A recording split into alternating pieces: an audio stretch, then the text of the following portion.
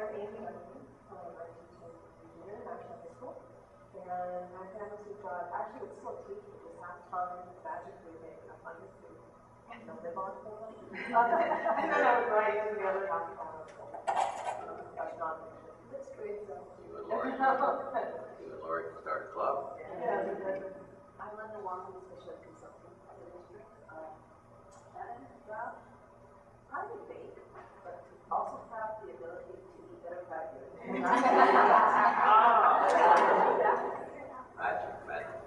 I'm Debbie Eichmeyer. I'm a learning center teacher at Corridor and Elementary in Eugene Gotland. And I also teach fourth grade reading. And my fantasy job would be to do exactly what I'm doing in private schools around the world because they're not easy schools.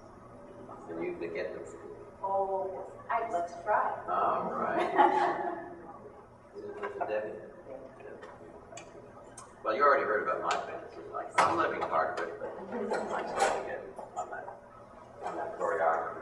Our topic today is a particularly powerful skill called modeling thinking aloud, which you've already had an introduction to, as Larry shared at school. So now you're going to see some videos of elementary and high school teachers doing it.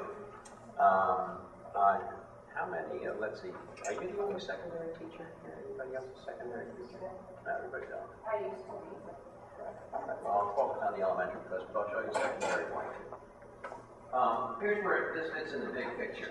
At the Hilton Hotel in August, when we were all together in that big room, I introduced the 10 big rocks, as I call them, of teaching skill. And they were if you look at all the research for a century, there's lots of things that contribute to student learning, but these are the ones that rise to the top, as having the most high leverage effect.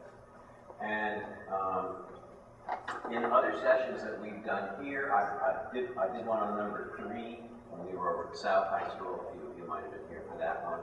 Feedback. I introduced number 4 in the Hilton and did a follow-up session on it. And number 5 says, there are a lot of powerful cognitive strategies if you have the right kind of content to match the strategy with. For example, mental imagery is one of those. Graphic organizers is one.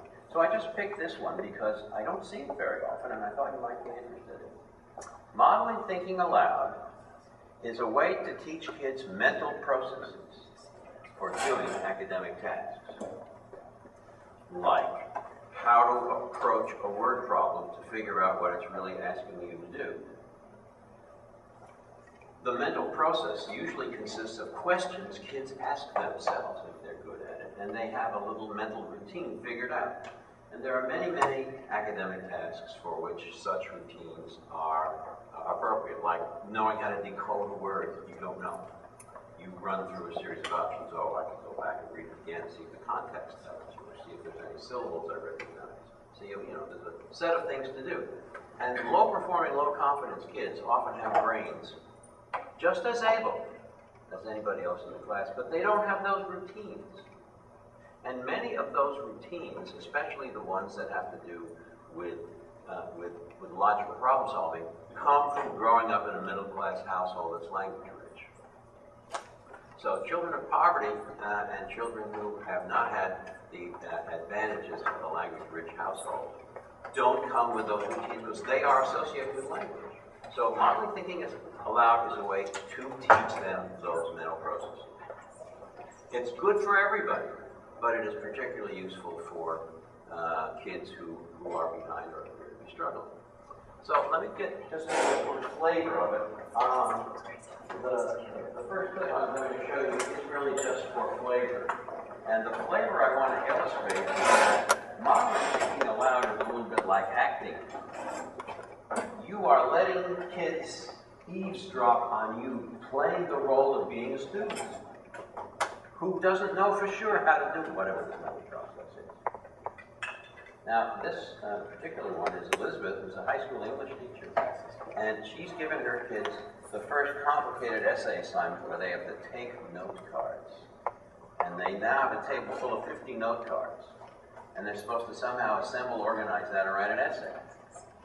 She's had them read the biography of C.S. Lewis, an Arnold's works.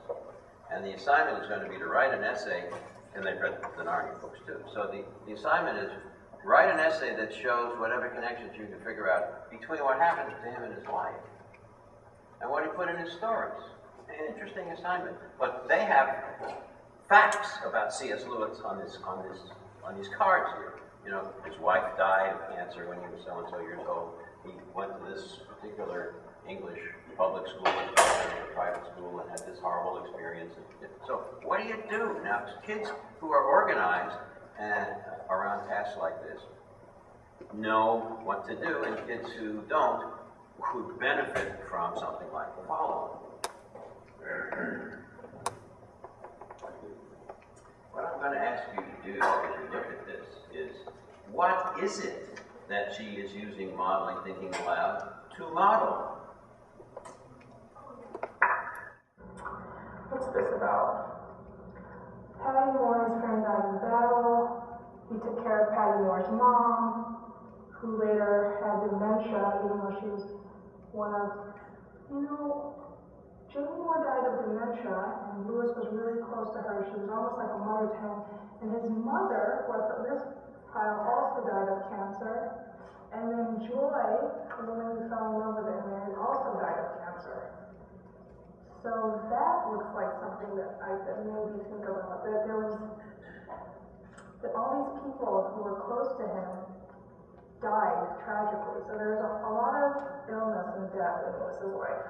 So maybe I could think about a connection there. See what I have here. Lewis won a scholarship to Oxford in 1916.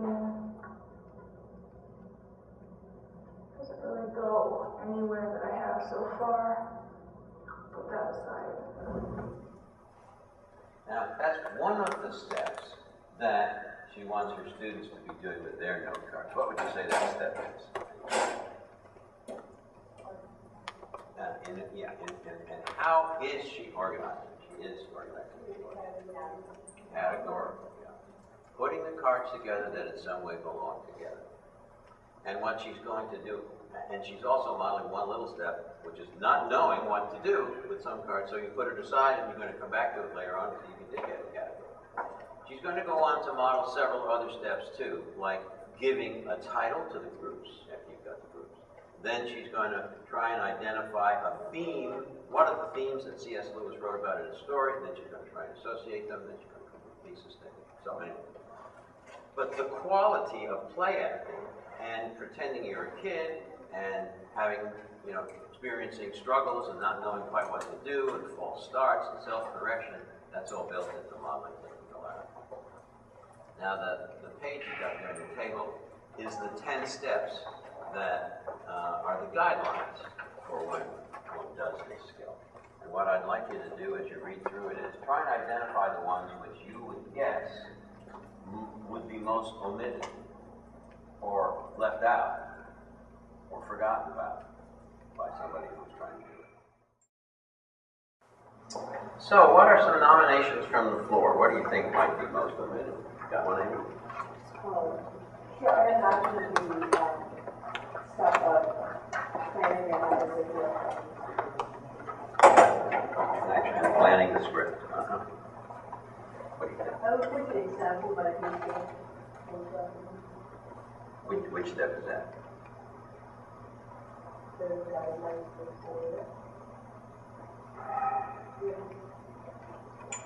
Number 3 or 2?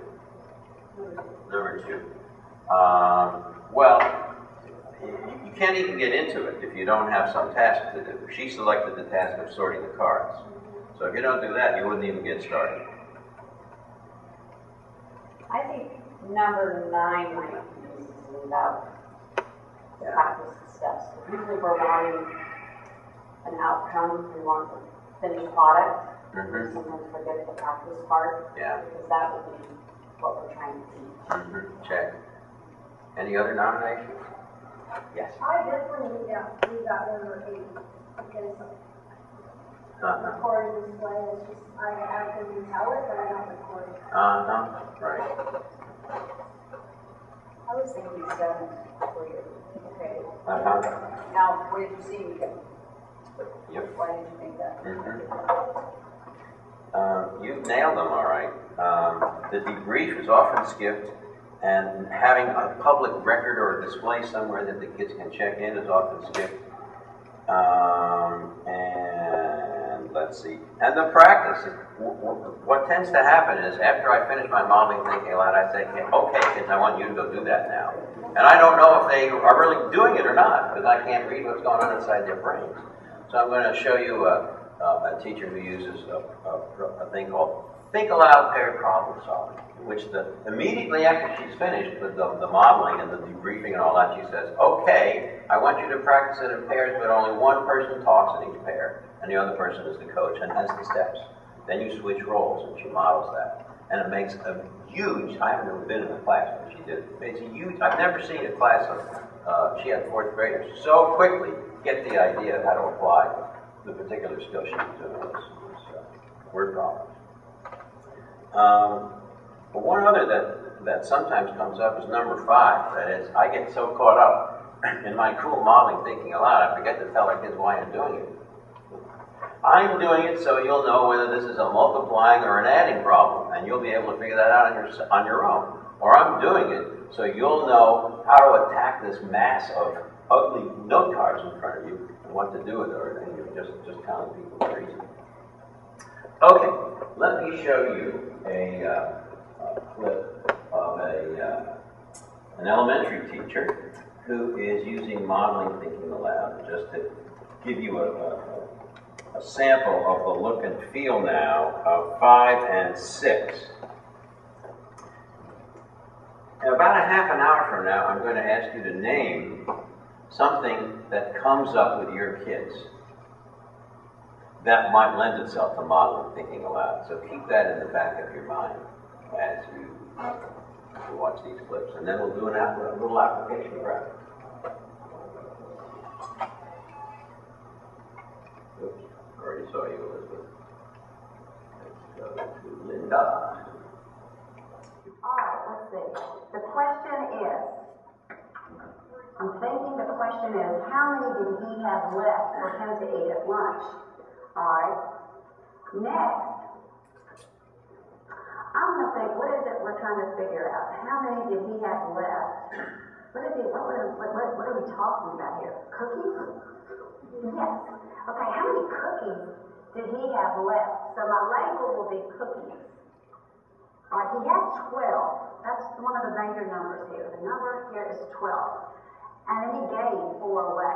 Whenever you give something away, that's not added. Notice what quality she modeled there. She was asking herself questions, encountering difficulty, making false starts, doing self-corrections, and showing perseverance. Modeling thinking aloud has been widely used in the reading field and used to show students how to decode an unknown word, or to show the process for making connections, say, between text and sound. But this is a technique that can be used in any subject area to reveal the thinking that it takes to accomplish a task. The key is to illustrate the thought process that goes on in your head while you do the task. Usually we instruct on the steps as opposed to actually modeling the thinking of those steps. Now, I gave it away there. She actually was getting all 4 of those bullets in, but she didn't really explain yet what the purpose of it was. Now, some of you may already use modeling thinking aloud in your practice, and this is time to compare notes on that. Who already uses it or has used it in some way at some point? Read it. Oh boy, wow. Okay, so what we're doing here is we're fine-tuning, eh? So far, for those of you who already do it, is there a step in here that you identify as one that would make it more powerful? We'll just go around. You already do it, right? I don't do it enough. What skills can you note that you have used before? Today we use it to try and find the main idea. I've done a good job this year of teaching reading with detail, but we haven't done what are all the details add up to. And I was not clearly a lack of vocabulary. So you were trying to work through with them how you pick all those details. So you had to invent puzzlement around some of that. which is the play acting part. Anybody who has been into theater would like this part, this particular skill. What are some of the skills you use? Today, I had a group of first graders and we were trying to tell the difference between nonfiction and fiction. So I used model looking at each group and we were finding, if they would have the photographs and we would have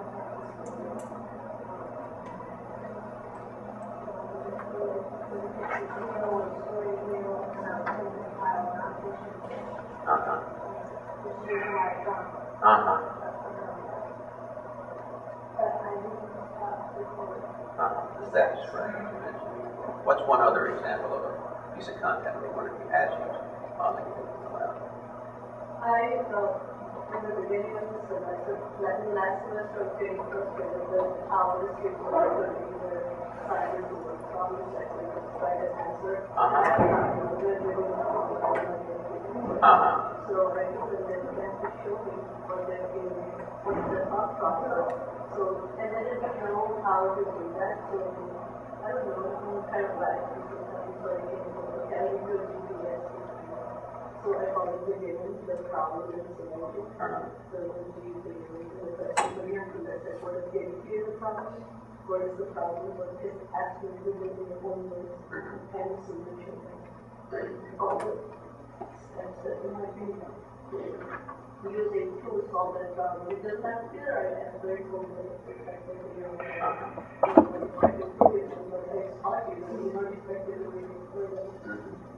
So it's been going well since maybe now they catch up and say, oh, this something is going to do. So the first thing was you asked them to think out loud to you, which they weren't able to do. So then you decided that you would create a little acronym, GPS, but you would play act using it in front of them. Yes, I use it for warm-ups and meetings and because I want to be able to putting a grade, you can remove the grade and put it on, so I can pick up the teachers. Right. Has it happened that the kids want to chime in and join you, as opposed to just that they're just supposed to stay in the role of an audience? That happens to Dina in this clip. She is using modeling thinking aloud to teach the kids how to edit a piece of writing to get rid of the boring words. So it's word change using a thesaurus. And you will notice that she, her kids want her to, and she just goes on, as she should, without letting them jump in. But the animation of the kids comes from not being used to hearing us speak in this way. Because you're not in a teacherly mode anymore. You're kind of acting like a kid. For some reason, it's particularly gripping for kids. So I'll move us up to where Dina starts this. Let's see. Okay. It's them to be able to do later on. Okay, boys and girls, we're going to have writing time again, and we're still going to focus on revising today. I want you to understand that word choice is very important when you're writing. I want you to know how to identify words that need changing in a piece of writing, and I want you to try to substitute more sophisticated words to replace those words that need to be changed. I also want you to be able to use a thesaurus if you can't think of words on your own that need changing. I want you to watch very carefully. I'm the model who will think aloud how to do that. When students know they're going to be learning the objective, they're better able to learn it. Ms. Ross here has stated her objective not in teacherly language, but in ways that are comprehensible and easy for kids to understand. If you're interested in the following think aloud, see if you can unpack exactly what the steps are that Ms. Ross is modeling when she revises a piece of writing to replace uninteresting or overused words with more lively ones. In other words, anticipate and try and keep track yourself of what she's later going to make a chart for the kids with as she debriefs. Okay, so try and take notes on what steps you think are going to show up in the debrief that she wants them then to do. Okay, watch carefully what I do. Okay, the class really needs to go ahead and send this email to Mr. White and the custodial staff, because we're really having a problem with this noisy air conditioner. Well, I know that before I send it, I need to revise it. I know how important word choice is, and that I need to pick just the right words to express what I want to say. Well, I think the first thing I'll do is go through and see what words need to be changed. I know words that seem flat and uninteresting need to change, and I know words that are overused need to change. So I'm going to go through and see what I need to change. Please fix air conditioner. I think fix is kind of a flat word. I don't know how I fix. And now that I've picked all the words that I think need to be changed, I'm going to try to figure out on my own what words need to replace them. Please fix our air conditioner. What other words mean the same as fix?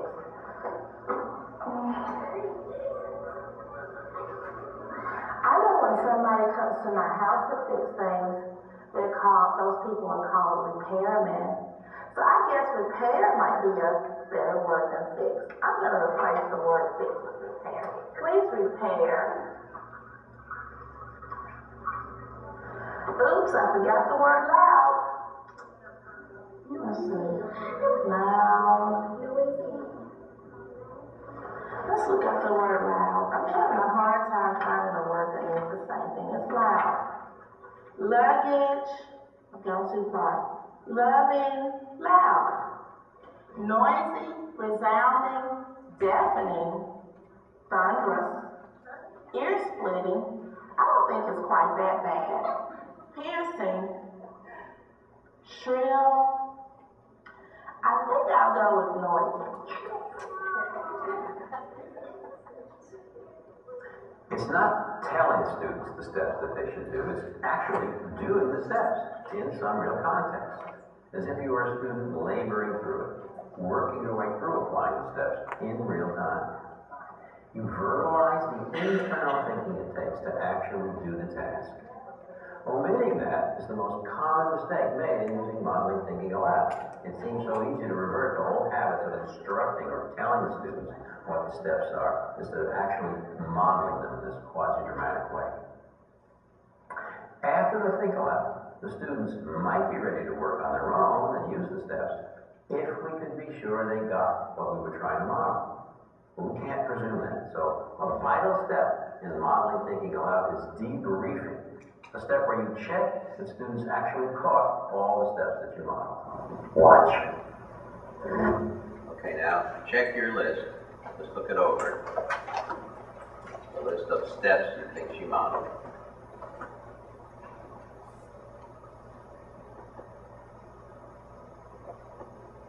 For the doing of the editing.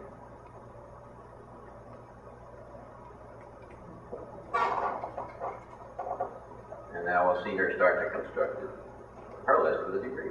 What did you see me do, Al? You're changing from word to degree to what? What did I do before I changed? What was my very first step? I read the entire thing, didn't I?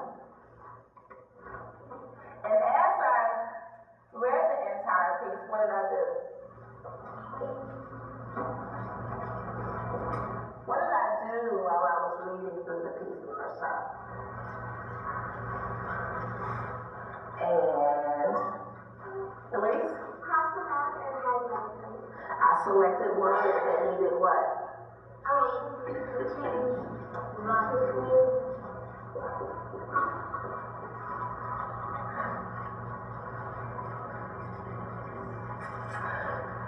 Now, what did I say about those words? They were either flat, Or old. old, I guess you could use the word old, or what else? Old school. Or what? Somebody said it. Overused. Very good. Now, what are some other steps that you think are going to show up on her list? Yes, ma'am. Then you have to think of a new word or use or look one up. Check. And that's two things. Try and think of it from your own head, and if you can't, then use the source to do it. Right. That's mainly it. Anything else you think is going to show up there? We actually didn't see any steps beyond that. Yeah, and see how it sounds, and see if you actually did get one. Good. Now, I want to show you this think aloud pair problem solving thing for the practice step, because it's very useful in any academic area. We're going back to Linda. These two teachers are both from Memphis, by the way, out of California. So Linda is going to introduce the kids, first time ever, to think aloud pair problems. After what you've just seen, since you was doing word problems, how you analyze the words to identify what operation is called. Students are asked to practice the steps themselves, and they have a posted list to check in with if they forget what they are. Linda Robinson introduced a method of partner work for this practice called PAPPS, Think Aloud Paired Problem Solving. The students are supposed to be in pairs when they practice the steps. The pairs work together, one performing the think aloud and the other observing. Here's how she introduced it to her class. Let's say captain's acting here, okay? We're going to be two students instead of one. We're partners, and we're going to try to figure out a word problem. All right, we're working together. She's partner A, I'm partner B, okay? All right, we're reading this problem. Catherine, you go first. You read this problem. You're A, so you go. All right, now, this time, Garrett's my partner, and I'm partner B, so it's my turn, and Garrett's going to help me out with this, okay? Let me raise this high, that's all y'all can see. Okay, Garrett, when your partner's working, boys and girls, you want to be very careful to not tell them the answer. You want them to read through the problem, and you want them to be able to answer it. The answer's 14. Because has that person had a chance to think? Well, I want you to listen as if you're the teacher while they're doing it, okay? And you're kind of going to listen to see if they're going through the correct steps. Don't offer them any help unless they tell you, hey, you know, I'm a little stuck. What would you do right now? Okay? He's listening to me, okay? Because it's my turn. Eliana reads 3 chapters each night. She loves to read, doesn't she? 3 chapters each night. How many chapters will she read in 7 days? Okay, I know. Okay, I'm looking for the question first. My question would be, how many chapters she'll read in 7 days? Next, my second step should be deciding what the label is. Are we talking about how many books? Give me a chance. You notice how he told me immediately? Ooh, see, it's very tempting to do that. I'm glad you did that, because guess what? Sometimes I do that too when I'm helping somebody. He told me very quickly, before I even had a chance to think, Lane, that it was chapters. I was thinking for a second maybe books. So let me think. I probably would have found it myself. As a result of preparing the students in this way, they do a very good job of applying the skills for doing word problems, and they do it right away. 8 times 7. Okay. There are 8 pictures on each page, and there's some paper.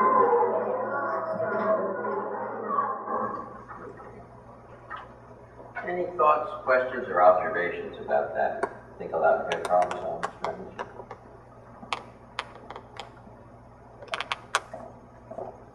Well, I love how she was going to say what will the label be, because my kids knew that. And she did it really well. A lot of times we do that.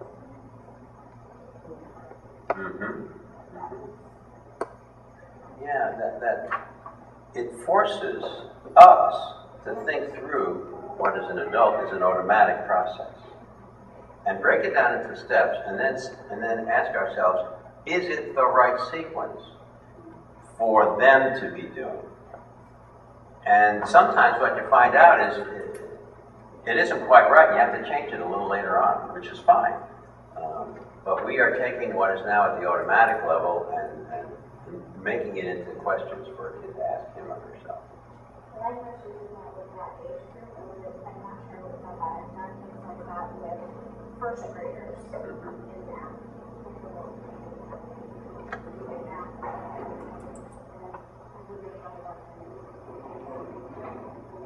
Yeah, and it's actually just as effective with high school kids.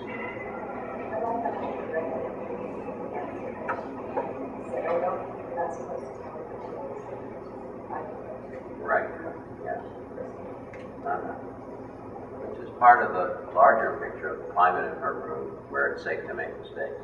That's another topic we'll deal with in here later on. Knowing what people do who succeed at that is a very important part of successful teaching. And as a PS, how different that is from the cognitive skill like this, because it's cognitive science applying the analysis of tasks to the. But classroom climate building is just as strongly correlated with student achievement as almost any other variable. It's up there with the Big Ten. Let me show you, let me go to a high school class to show you what it's like and the complexity of tasks for which one can try this out. This is a class where it's a freshman humanities class, and in this school, humanities is a blend of English and social studies, two teachers team, although Janae's the only person in the room. Now they're doing document-based questions. That's quite demanding. You give kids 3 original documents from some period in history, and all I have is the original documents to read. But you give them a question that they could only answer if they could synthesize the information in those documents and extrapolate some kind of a thesis statement or conclusion. This happens to be one in Evanston, Illinois. So another teacher in that school gave his kids 3 documents about life in the city in 1920. One of them was about a curfew they had for kids.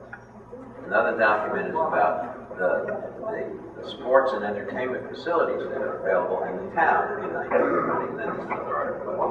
And the question is, do you think this would have been a good place to be a teenager?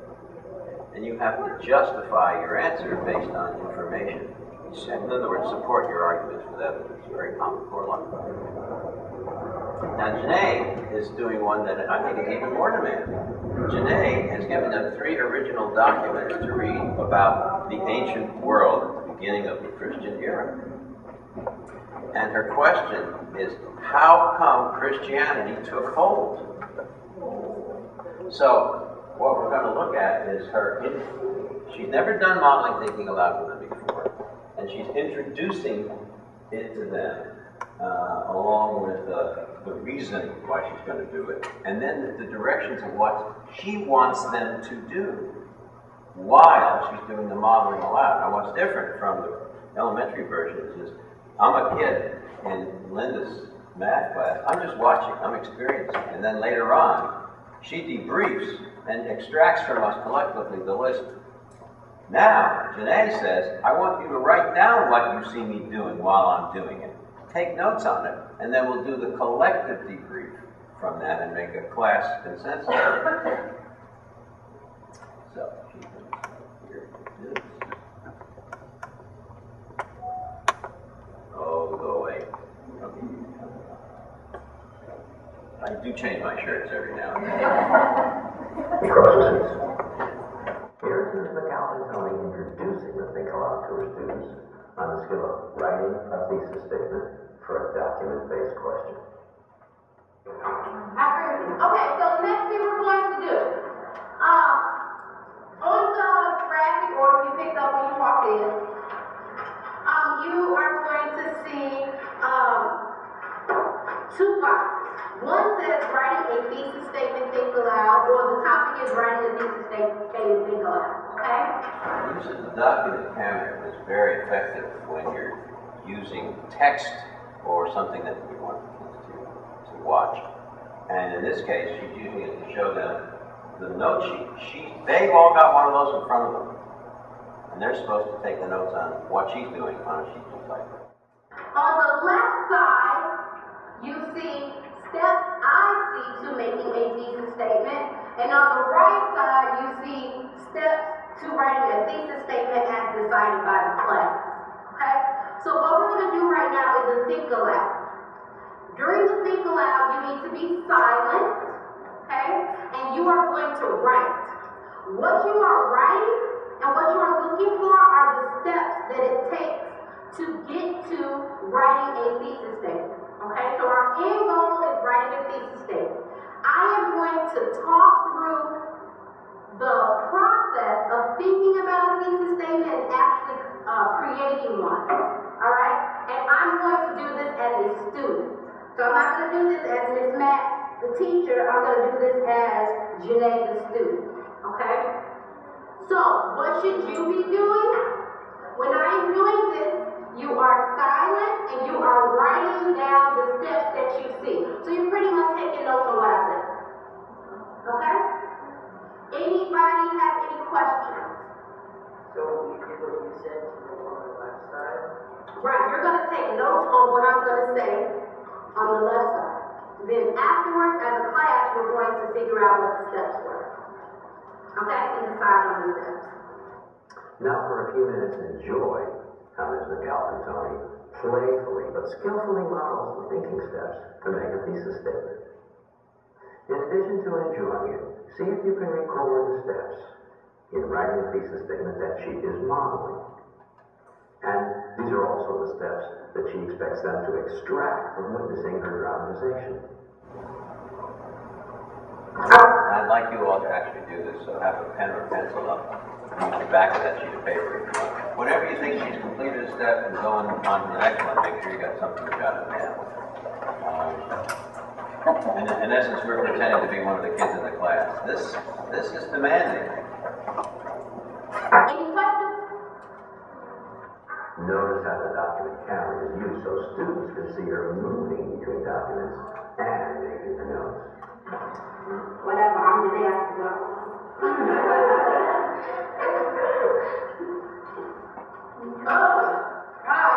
Always give us anything. What happened? I don't care, I'm just gonna use this. Alright, what am I doing? Okay, I need to figure out what this question. What is this? Why did Christianity take hold in the ancient world? I don't even care. Alright, just focus. Okay. Alright, let me make sure I know what they're talking about. So I remember in class we had to write the question in our own words. Let me see what I wrote. Why did Christianity spread during ancient times? Okay, why did people flock to Christianity during ancient times? Alright, so in my own words, I would say, why did people choose to be Christians during ancient times? Okay, yeah. Why do people choose to be Christians during ancient times? Alright, that's what I'm thinking about. Why do people want to be Christians? Okay, so, let me look at my notes. Where's my brain environment? That's not my brain. Here's my brain environment. Okay, let me look at my brain environment. What do I have? Okay, now I know my thesis statement has two parts, right? It has my, let me look at my sheet she gave us. Okay. So it means this one is a broad statement and then this one is the roadmap. Okay, so let me figure out my broad statement first. Where's my brain on? Okay. So she said to make sure that it's broad. Alright, so let me just look at this. Do I see anything sticking out? Ugh. Oh, let me see a face. No face. So, okay.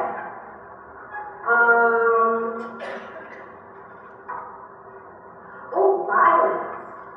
That's kind of a big thing. Maybe I could say people wanted to be Christian because everything was violent under the Romans. Alright. Let me see if I got enough information to back up violence. Okay, let me see. There's something particularly engaging for students about the semi-dramatic quality of listening to their teacher pretend to be a student and model thinking aloud. So I can say Christianity became popular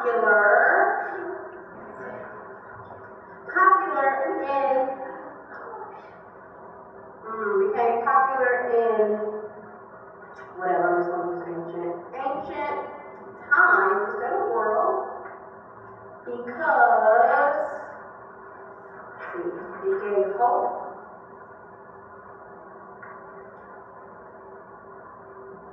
Christianity became popular in ancient times because it gave hope. Wait a minute, that's not even a complete sentence. Gave hope to who? Okay, so because it gave people a sense of hope. Christianity became popular in ancient times because it gave people a sense of hope. Okay, cool. So now I need to figure out what I'm going to use to back that up. Now, when I looked at this, alright, so I got love in document A, and I got love in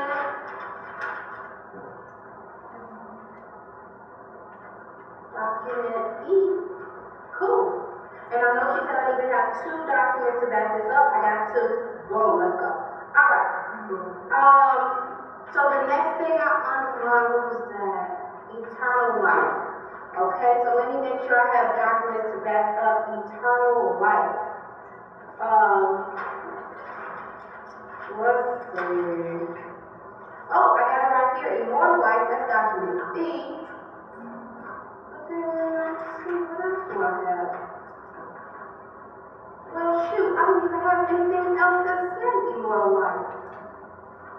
Alright, I'm going to have to rethink that immortal life piece because I don't have anything else. Okay, now I'd like you to do this in triads, twosome at this table. See if you took down the same list of steps and you expect them to go over what you got. See if you have the same answers. I'll show you now her debrief, which comes immediately after this, and you can see how they did in relation to what we looked at. This is a normal class, a regular class, and it's actually the first time that they have been asked to respond to a document-based question. It's quite an intellectually challenging task when you think about it. The Common Core had become a big thing yet when we made this, but this is very Common Core-like in what you're demanding the kids to learn. Now comes the all-important part of debriefing publicly with the students what the steps were that she modeled to make sure they pick them all up. As she does it, have your list in front of you and see if it's the same as what she wanted the students to pick up. Cool. Alright. Okay, done. So,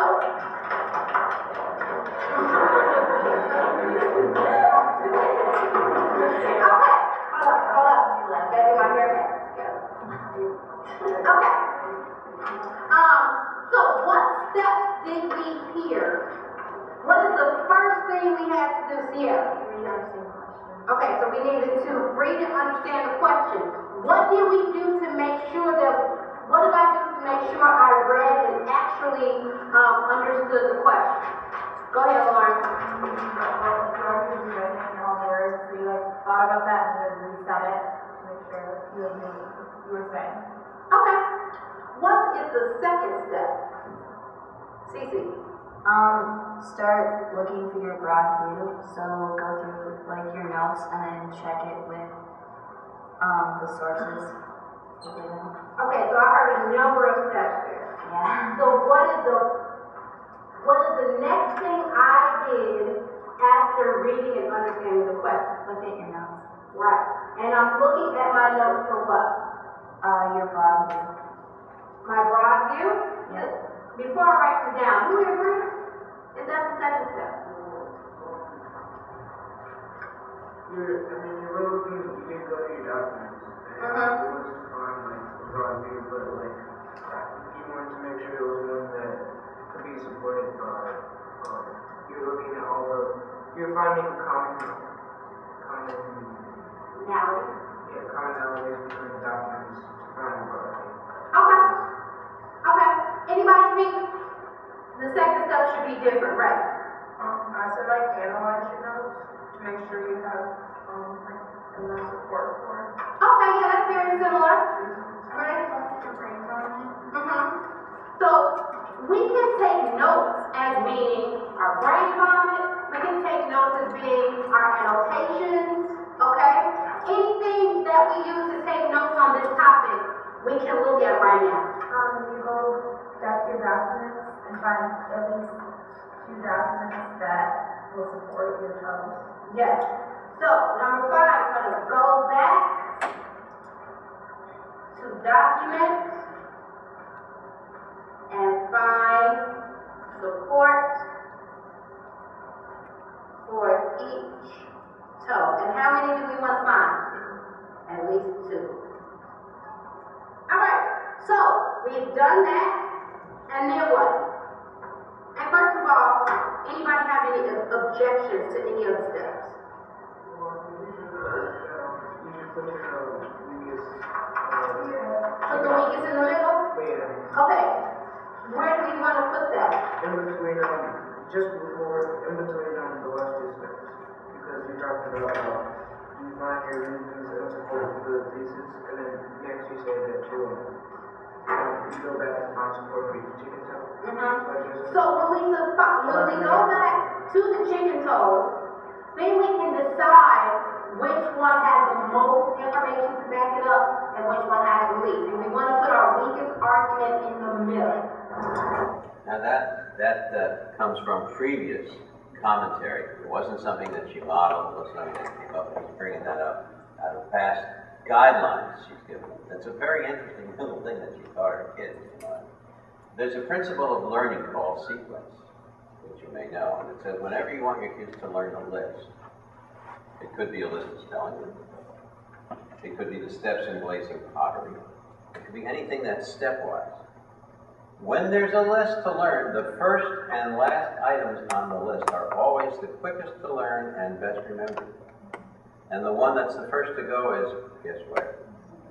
Yeah, if you just pass the middle position, if it's an even number of things. So number 1 and 10 would be the best one, and number 6 would be the quickest to go. And so she's saying and that's because of, for some reason, that no one's ever quite exactly figured out, the way the brain attends or detunes from repetitive tasks like practicing the list. That happens to be a piece of technology which one can use to one's advantage. This is not about Molly thinking about what the heck came all the way out. Let's spend 2 minutes milking this one. All right, suppose you know that now. Technology. The first and last items are the best learned, and the one just past the middle is, how are you going to use that little piece of technical knowledge to augment the learning of things that are list-like? Invent a way. Talk to the people at your table, like you say. All right, checking in on your inventions. What's an invention you came up with how to use that technology? You were talking about the most important things. What were you saying about the most important? We were talking about changing the order of the spelling list on the board. Why and how? Yes. Every day, just rotate them around. Ah, okay. So that all the words get their chance in the optimal position. That's a good one. Any other versions of that? Of tinkering with the sequence? You could put the hardest ones in the first and last position. Or you could have the kids quiz each other because your hardest might not be my hardest. So I identify my own hardest and I make up my own list, putting my hardest ones in the first and last position. Another one is to split the list in half and you make new first and last position. A corollary of this is that this principle also applies to the use of time. If you're a high school teacher with a 42-minute block, or if you're an elementary teacher and you have a 60-minute language arts block, what happens first and last would be best remembered. And what happens just past the middle. In fact, right now I'm in trouble. We're significantly just past the middle. So I needed to do something to liven it up, otherwise you tend to doze off. So I had a little group activity. Actually, it's not at the front of my mind, but it's always at the back of my mind in terms of keeping the flow going and maintaining attention, especially when we have day-long workshops like some of you go to with me. In if you're doing a science lab or a science experiment and it goes for 50 minutes, and the last 3 minutes are cleanup, that's optimal time. Do the cleanup before the last 3 minutes. And then pull the kids together for the last 3 minutes and get them to summarize out loud what they learned after.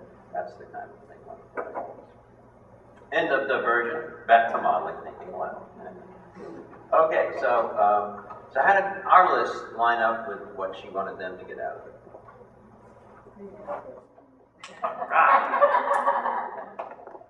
Pretty good.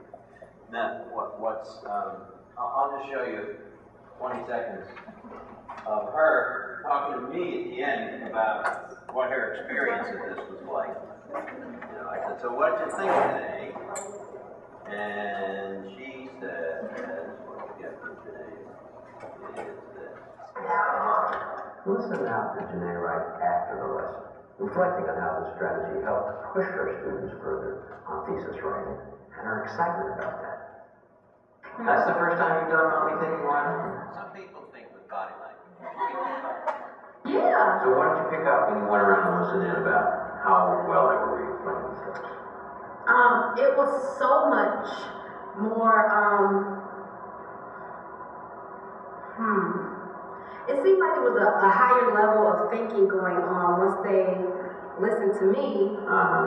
And then were able to tell me what I did. They kind of added their own little piece to it as well. And I think that if I would have asked them to think aloud and do this before I showed them, it would have been totally different. Yeah. This is always such a hang-up. So then I came back the next month and I asked her, show me, let's look at the papers. How did they actually do compared to what's happened in the past? And they were in fact a lot better. Now, it's only 1 year cycle, you know, you want to, if it's going to happen every year, or is it just plugged into these years? But anyway, very good evidence from her on that.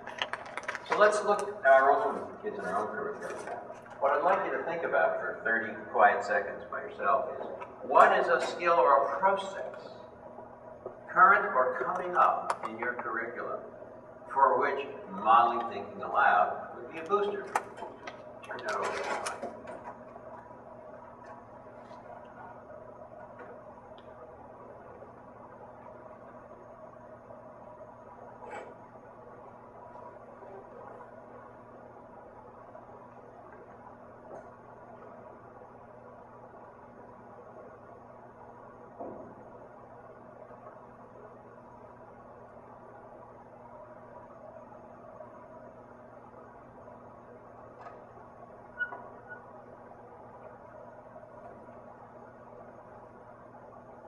I'm going to designate a person to start sharing at your table. We'll go clockwise, and that person just say what you think the process or skill is. So we'll do that for the whole table. We'll all 75 work.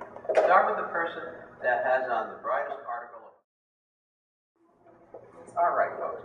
You number off around your table, and what I mean by that is everybody's going to have a number left. You'll be number 1, you're number 2, you're number 3. Go around until everybody's got one. Okay.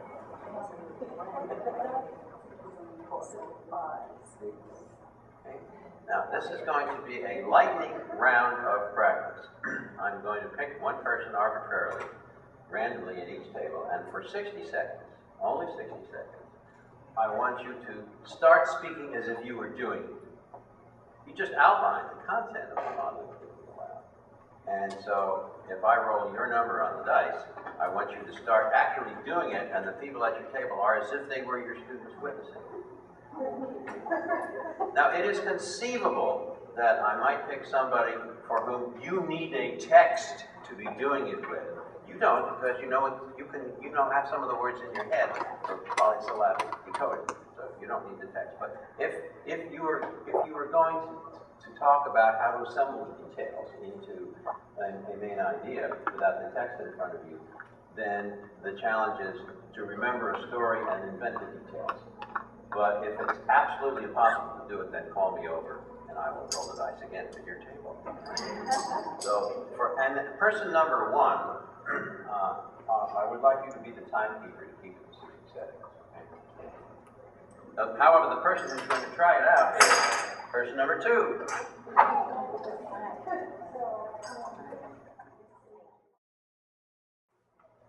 I was just asking these folks.